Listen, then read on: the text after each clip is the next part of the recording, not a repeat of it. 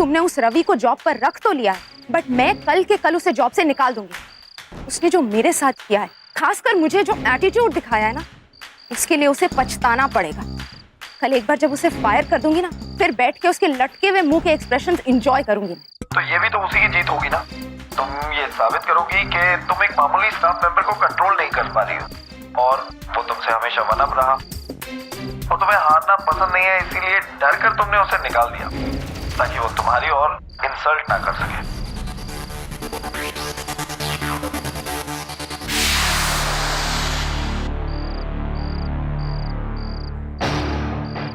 वैसे अमित शायद ठीक ही कह रहा है।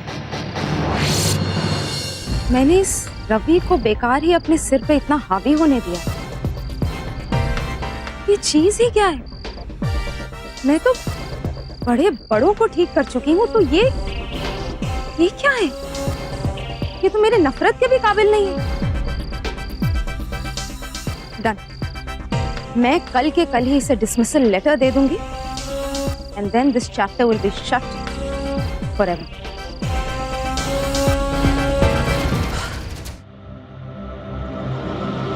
जी तो कहता है कि रवि की हड्डी पसली है कर दूं, लेकिन उसके पहले मुझे यहाँ का सिचुएशन संभालना होगा। अपनी बहुत जवानी होगी।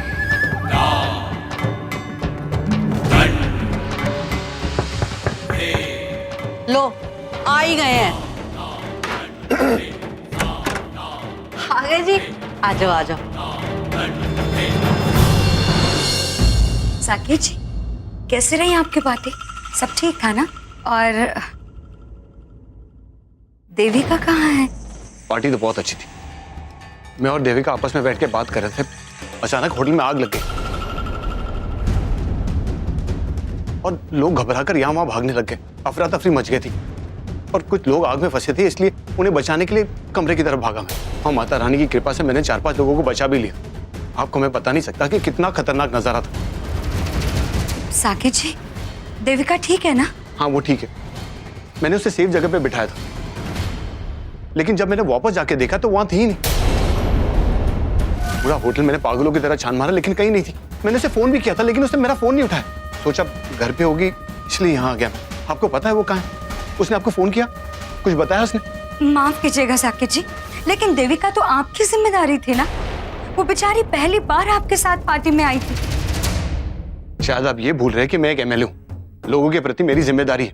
वो अचानक ये हादसा हुआ, लोग खतरे में थे। क्या करता मैं? छोड़ के भागता? अरे लोग क्या सोचते मेरे बारे में? किस बात का लीडर है? किस बात के लिए वोट दिया? छोड़ के भागने के लिए? अगर मैं आम इंसान होता तो भी जाता उन्हें बचाने के लिए।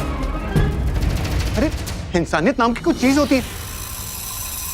और हाँ मानता हूं देविका मेरी जिम्मेदारी थी, लेकिन जहां उसे बिठाकर गया था वो जगह एकदम सेफ थी, खतरे के बाहर थी।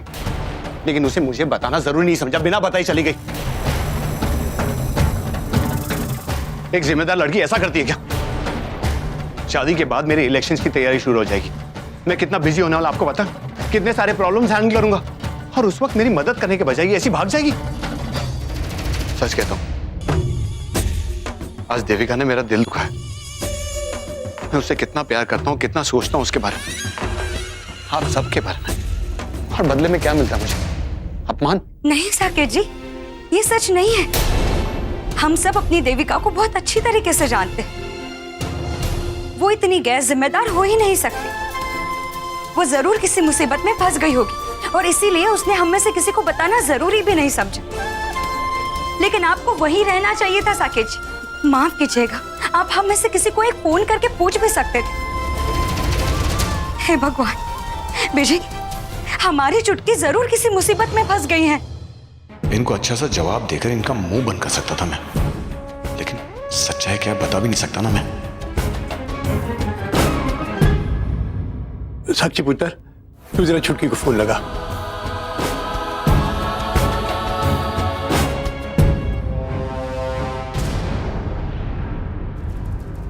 चुटकी, तू ठीक है ना?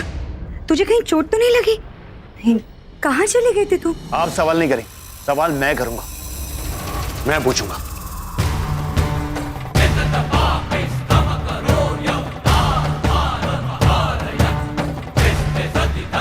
जिस जगह पे तुम्हें रुकने के लिए कहा था, वहां क्यों नहीं रुकी थी? साकेत जी, हाँ लोग इतनी भागा दौड़ी कर रहे थे, मैं बहुत घबरा गई थी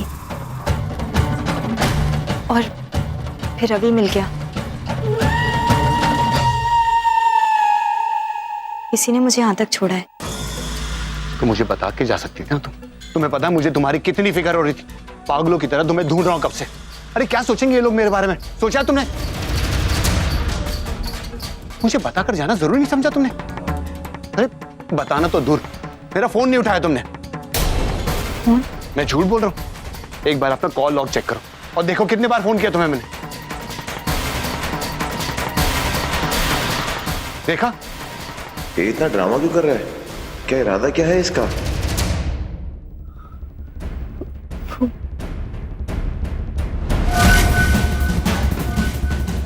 माफ करना माता जी, अगर इसी तरह का रवैया रहा ना तो मैं बर्दाश्त नहीं कर सकता। मैं सकेत जी बात तो सुनिए।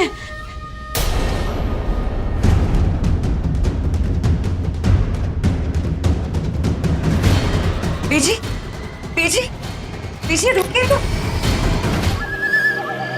बाल बाल बच गया। अपना गुस्सा दिखाकर बात को पलट दिया मैंने। ना देविका सबको बता देती कि होटल रूम में क्या हुआ था। जो मैंने हंगामा खड़ा किया उसकी वजह से सब उलझे पड़े रहेंगे। देविका को अपनी बात बोलने का मौका ही नहीं मिलेगा। सारा दोष परिवार पे डाल दिया मैंने। मैंने आज तक जो भी किया सारी बातें छुपी रही, कोई गहराई में नहीं जाएगा। लेकिन हाँ, मैं जाऊंगा गहराई में। छोटी छोटी बातों का बतंगड़ बनाऊंगा मैं। सबकी लगाम कस के रखूंगा।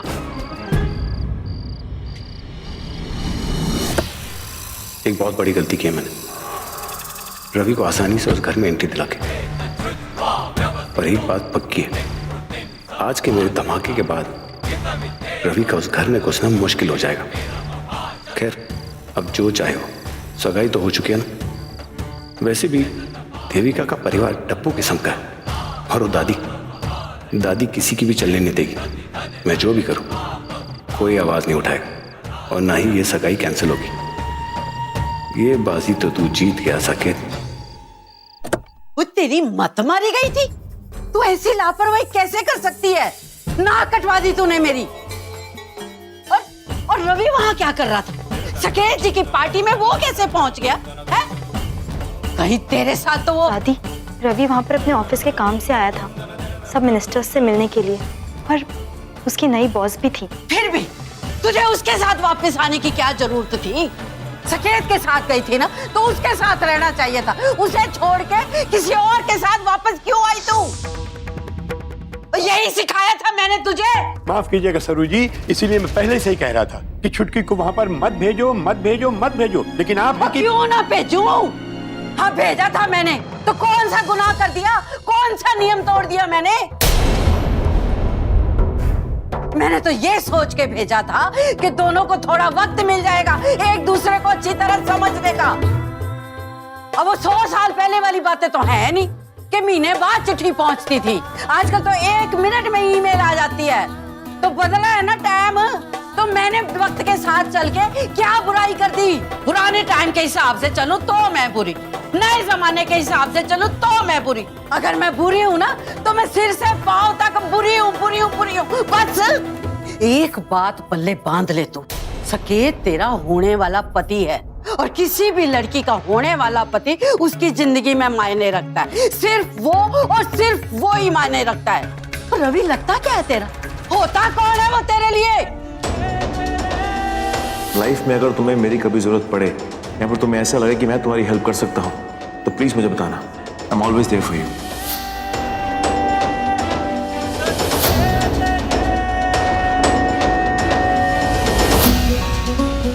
इस बार भी गलती हमारी थी और तुम अचानक हम सबके सामने आके खड़े हो गए और तुमने अपनी अंगूठी हमारे हाथों में थमा दी। रवि एक मसीहा है मेरे लिए। किसी और के लिए हो या ना हो, लेकिन मेरे लिए बहुत मायने रखता है वो।